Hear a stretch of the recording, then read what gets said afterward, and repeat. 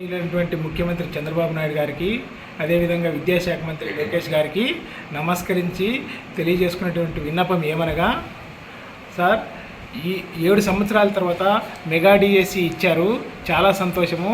అయితే ఈ మెగా డిఎస్సికి 8 లక్షల మంది నిరుద్యోగ డిఎస్సి అభ్యర్థులు ఉంటే కేవలం 3,60,000 మంది మాత్రమే అప్లికేషన్లు పెట్టుకున్నారు.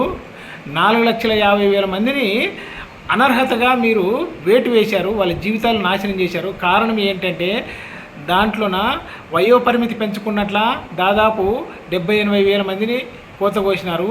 అదేవిధంగా టెట్ ఎగ్జామ్ పెట్టుకోకున్నట్ల ఒక 2 లక్షల మందిని డిస్క్వాలిఫై చేశారు. తర్వాత ఓసీ అభ్యర్థులకు 50% డిగ్రీలో మార్కులు ఉండాలని చెప్పేసి వాళ్ళకు 50,000 మందిని వాళ్ళని కోత కోశారు.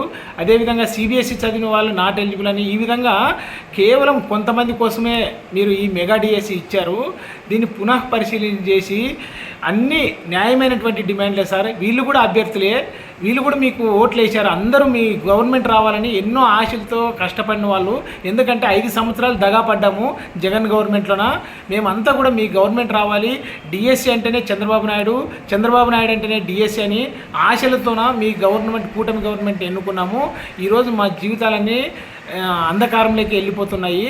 కాబట్టి మీరు వయోపరిమితిని 47 సంవత్సరాలకు పెంచాలి. ఎందుకంటే మీరు ఇచ్చిన హామీ సార్, ఎన్నికల ముందు మీరు లోకేష్ గారు యువగలం పాదయాత్రలో ఆయన ఇచ్చారు.